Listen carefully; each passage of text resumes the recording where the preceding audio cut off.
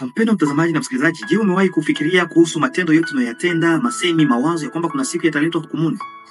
Leo tunakuwa na somo nzuri kabisa kwenye robo ya pili mwaka 2025, somo la 10. Leo Alhamisi tunazungumzia hukumu ya upelelezi. Hukumu ya upelelezi. Unaposoma mpendwa mtazamaji na msikilizaji kwenye kile kitabu kia Mhubiri sura yake ni ya 12:14, neno la Mungu linasema ya kwamba Mungu ataleta hukumuni kila kazi, chochote tunachokifanya, wakati wa giza, wakati wa nuru, mahali pote italetwa hukumuni. Na mahali pengine kwenye Warumi sura yake ni ya 14:10, Paulo anasema kwamba sisi sote tutasimama mbele ya kiti cha hukumu cha Mungu. Kwa hivi yale yote unayoyafanya, unayafikiria, unayoyatendea watu yataletwa hukumuni. Leo tuzungumzie hiyo hukumu ya upelelezi, na nitakusihi kusoma pamoja nami maelezo juu ya hukumu ya upelelezi yaliyotolewa katika kitabu cha Nabii Daniel kwenye sura yake ya 7 mstari wa 9, wa 10, wa 13, 14, 12, 16 na 17. Na lengo kuu katika hukumu ni lipi? Ni hukumu gani ya uamuzi iliyotolewa mwishoni mwa mchakato? Hili linatuambia nini kuhusu mpango wa wokovu? Basi tukiongozwa na Roho Mtakatifu, njoo tujifunze mengi kuhusu hukumu ya upelelezi. Karibuni.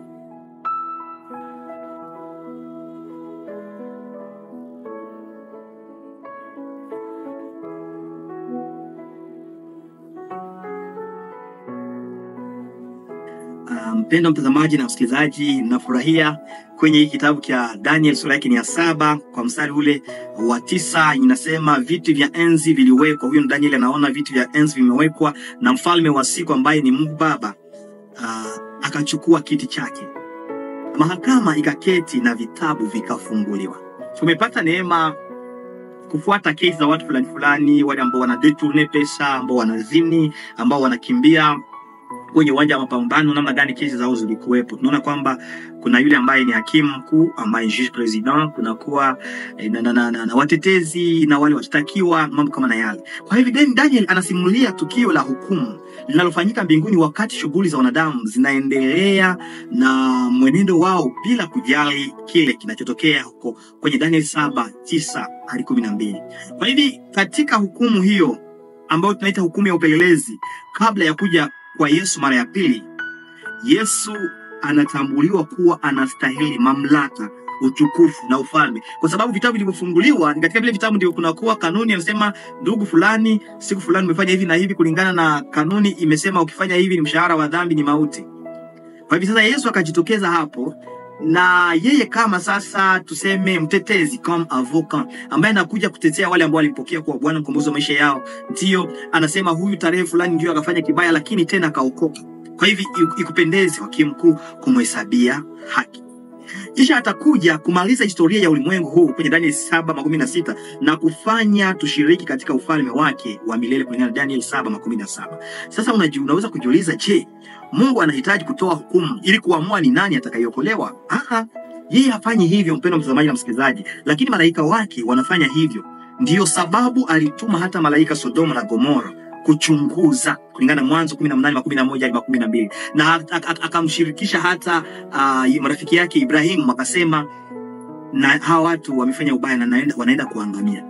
Ibrahimu akasema basi wakiwa wenye haki hivi na hivi, akasema nitasamehe. Kwa hivyo hukumu ya Mungu ni ya haki. Wakati kati ya mwisho wa hukumu ya ujio wa pili unaonyeshwa na kufungwa kwa mlango wa safina siku 7 kabla ya gharika, ila kesi itakuwa imeamuliwa na neema ya kimungu itakuwa imetufunika sisi sote ambao tutakuwa tumeshikamana nayo kulingana na Yakobo 2:12-13 na Yohana ya kwanza 4:17. Nafurahia maneno ambayo mwandishi ameandika hapa kwenye sehemu ya mwisho. Maandishi haya inasema wakati huo huo ambaye atatokea katikati ya hukumu ya mbinguni katika Daniel 7, bali mwana wa Adamu Yesu kulingana na Daniel 7:13. Tazama pia Mathayo 22:18 ambaye kujitokeza kwake ndiyo sababu pekee inayofanya watakatifu wake aliye juu wakapewa hukumu. Daniel 7:12. Haki yake kamilifu pekee huwawezesha watu wake kufaulu hukumuni. Bwana Yesu asifiwe. Wana wa Mungu watakao ganye jugement procès ambayo itakuwa kwa favela yao ni watu ambao sio kwamba walitenda matendo mema, lakini kwa sababu ya haki ya Yesu, kwa sababu ya kifo chake, kwa sababu ya damu yake walipokea kwa Bwana mkombozi wa maisha yao. Ndiyo maana watahesabiwa haki kwa sababu ya haki ya Yesu Kristo. Haijalishi mabaya ngapi umeyatenda, umewaza mabaya, umewatendea watu vibaya, umesema mangapi, ikiwa leo unampokea kwa Bwana mkombozi wa maisha yako, atakuhesabia haki kwa sababu atakuvika haki yake. Hebu fikiria mpendwa, umesimama katika hukumu na huku siri zako zote zikifunuliwa, mambo yetu tunayotenda wakati wa giza, mabaya, maneno tunayosema mbele za Mungu. Fikiria, ni nini tumaini lako pekee wakati huo wa hukumu? Weka jibu.